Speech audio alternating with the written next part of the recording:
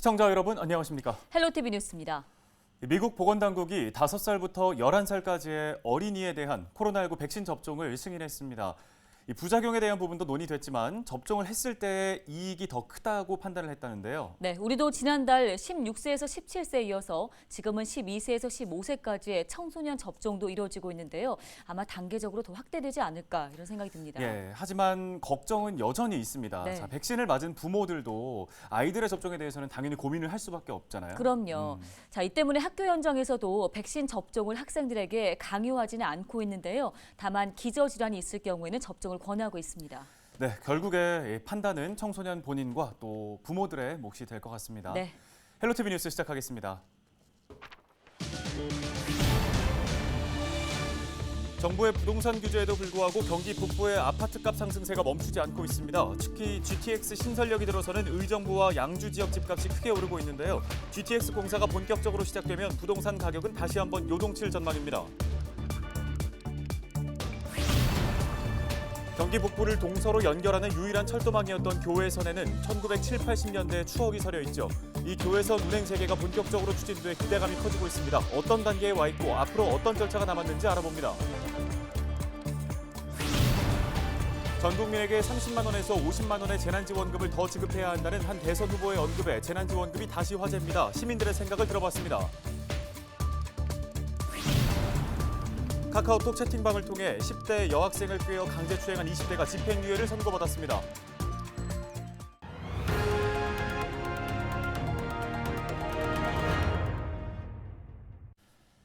정부의 부동산 규제에도 불구하고 경기 북부의 아파트값 상승 흐름이 멈추지 않고 있습니다. 특히 GTX 신설역이 들어서는 의정부 또 양주 지역의 집값이 크게 오르고 있는데요. 네, 본격적으로 공사가 시작되면 부동산 가격은 다시 한번 요동칠 것으로 보입니다. 김호 기자가 전해드립니다.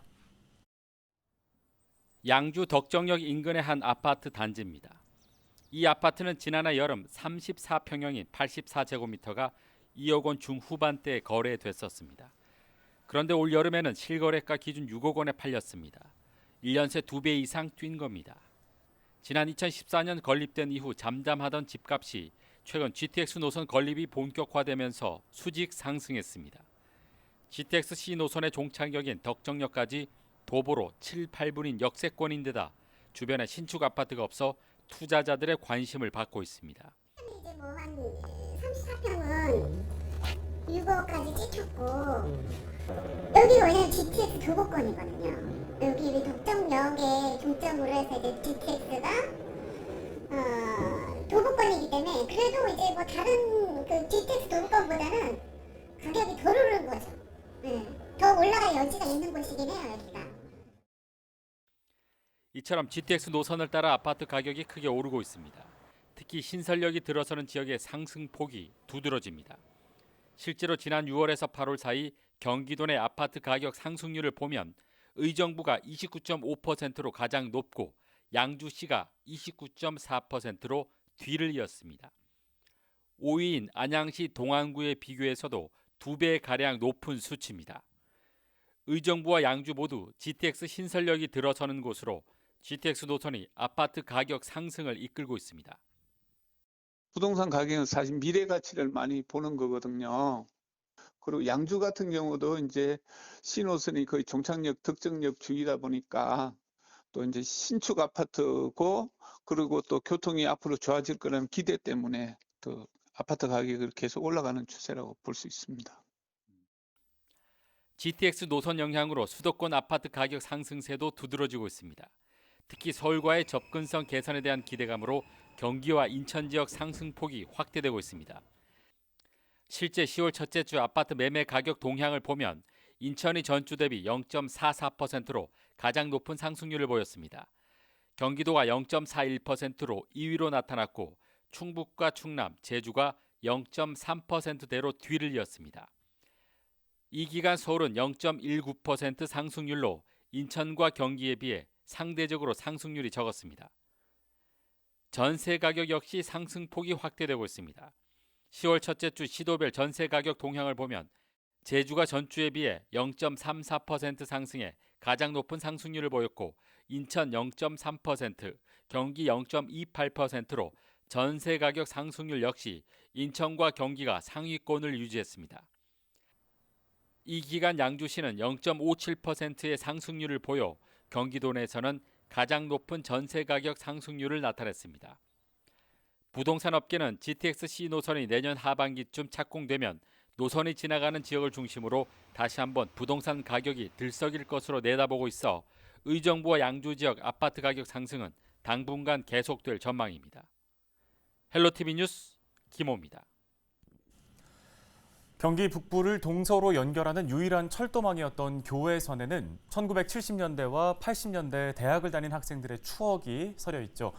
자, 이 기찻길이 지나던 양주, 장흥, 송추, 의정부 등은 대학생 MT 장소와 연인들의 데이트 코스 등으로 주목을 받았기 때문인데요. 네, 낭만의 교통수단이라 불렸던 교외선의 운행 재개가 본격적으로 추진되면서 기대가 커지고 있습니다. 경기도 철도운영과 철도시설팀 최신태 팀장을 연결해 관련 이야기 나눠보겠습니다. 팀장님 안녕하십니까? 네, 안녕하세요. 경기도 철도운영과 시설팀장 최신태입니다. 예, 저희 앞서 전해드린 것처럼 이제 교외선이 다시 운행된다는 소식에 경기 북부의 기대가 큽니다. 자, 이용객이 줄어서 운행이 중단됐던 만큼 다시 불씨를 되살릴 일이 쉽지는 않았을 것 같은데요. 먼저 어떻게 가능해진 겁니까? 의정부시, 양주시, 고양시를 운행하던 교외선은 2004년 4월 정기 여객 열차 중단 이후 지역 주민들의 지속적인 운행 재개 요구가 있어서 2018년부터 국토부 주관으로 국회, 국가철도공단, 한국철도공사, 지자체 등 관계기관이 교외선 운행 재개에 대해서 지속적으로 협의하였습니다. 운행 재개 협의 과정에서 최대 쟁점은 운행에 필요한 비용 부담에 많은 이견이 있었으나 경제성과 효율성을 고려하여 선로, 차량 등 기존 신설을 최대한 활용하는 기본 방향으로 결정하였습니다. 2020년 11월에 기존 철도 시설을 국비로 시설 개량하고 운영 손실 비용과 철도 차량 안전 정밀 진단비는 지자체에서 부담하는 것으로 협의하여 철도 시설 설계를 1년, 시설 공사를 2년으로 하여 2024년 운행 재개 목표로 추진하는 사업입니다. 네, 최근에 이 운행 재개와 관련한 실시 설계에 들어갔다고 하죠. 내년 10월 중에 마무리될 거라는 소식 들었는데요. 어떻게 계획이 세워져 있습니까?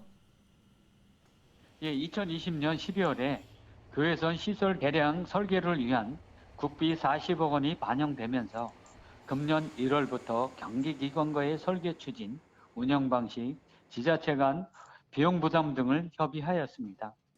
지난 8월 23일 경기도, 고양시, 의정부시, 양주시, 국가철도공단, 한국철도공사가 교외선 운행 재개에 관한 관계기관 역할 및 협력사항을 정하기 위한 협약을 체결하였습니다.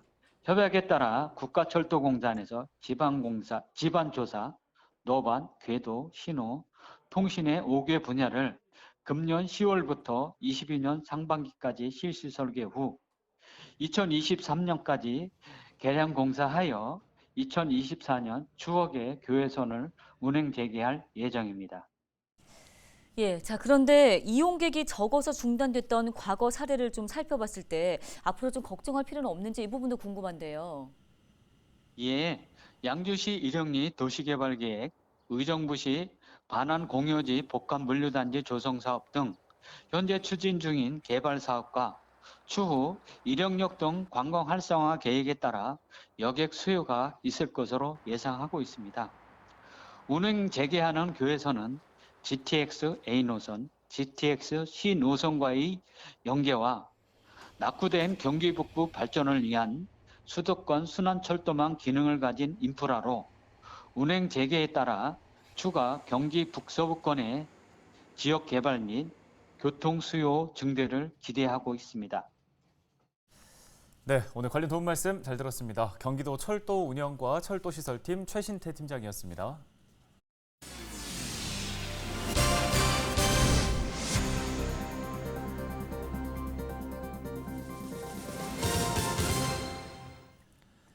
경기도의 코로나19 신규 확진자가 899명 발생하면서 전날보다 398명이 늘어나는 등 단계적 일상 회복 이후에 확진자가 큰 폭으로 증가했습니다. 시군별로는 고양시가 81명으로 가장 많고 의정부 47명, 동두천 19명, 양주와 포천이 각 17명, 연천 2명 등입니다. 도내 의료기관의 치료병상 가동률은 77.1%로 전날과 비슷한 수준을 유지했고 중증 환자 병상 가동률은 59%로 전날보다 2.7%포인트 올랐습니다.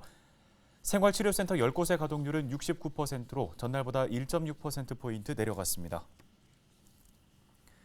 의정부역 시민정원에 마련된 코로나19 예방접종센터가 지난달 31일로 운영을 종료했습니다.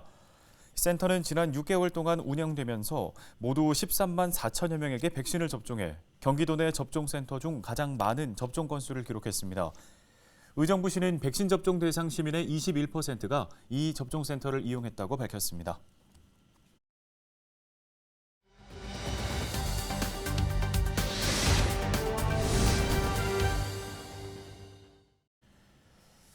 자, 모든 국민에게 30만 원에서 50만 원은 더 지급을 해야 된다. 한 대선 후보의 언급에 재난지원금이 다시 화제입니다. 네, 여당에서는 실제 지급도 검토하는 분위기지만 예산을 쓰는 일이다 보니 반대 의견이 적지 않습니다. 시민들의 생각은 어떨까요? 이세진 기자가 정리했습니다. 지급을 반기는 쪽은 재난지원금의 순기능에 집중했습니다.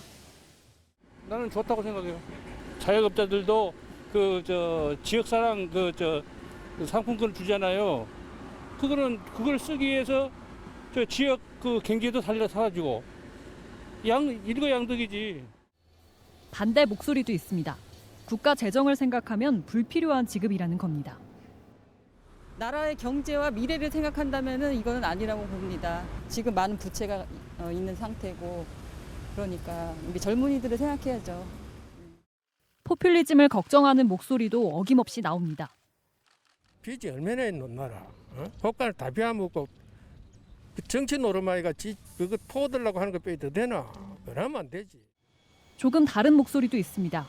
지원금은 필요하지만 모든 국민이 아니라 도움이 필요한 사람에게 줘야 한다는 의견입니다.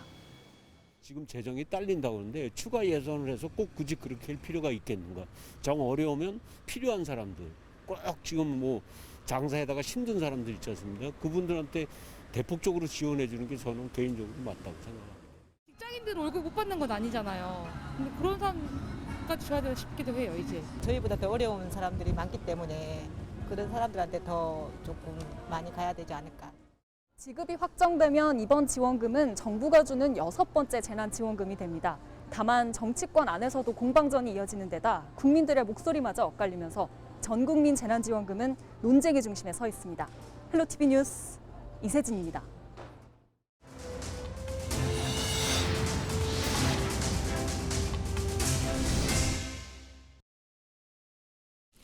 다음 소식입니다. 카카오톡 채팅방을 통해 10대 여학생을 꿰어 강제추행한 20대가 집행유예를 선고받았습니다. 의정부지법 형사심 1부는 강제추행 혐의로 기소된 A씨에게 징역 1년에 집행유예 2년을 선고했습니다. 아울러 120시간의 사회봉사와 40시간의 성폭력 치료 강의 수강 등을 명령했습니다. A씨는 지난 2019년 카카오톡 오픈 채팅방을 통해 10대 B양을 꿰어 자신의 집으로 데려간 뒤 강제추행한 혐의를 받고 있습니다.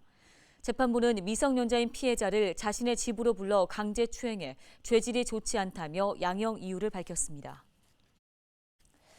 집합금지로 영업을 못하게 된 유흥주점이 일반 음식점으로 영업 신고를 하고 불법으로 유흥주점 영업을 한 업소가 적발됐습니다.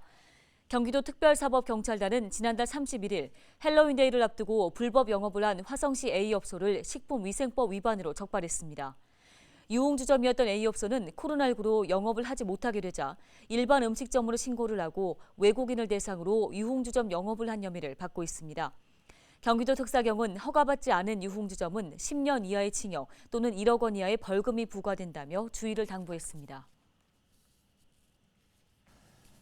오늘 저희 헬로티비 뉴스가 준비한 소식은 여기까지입니다. 네, 시청해주신 여러분 고맙습니다.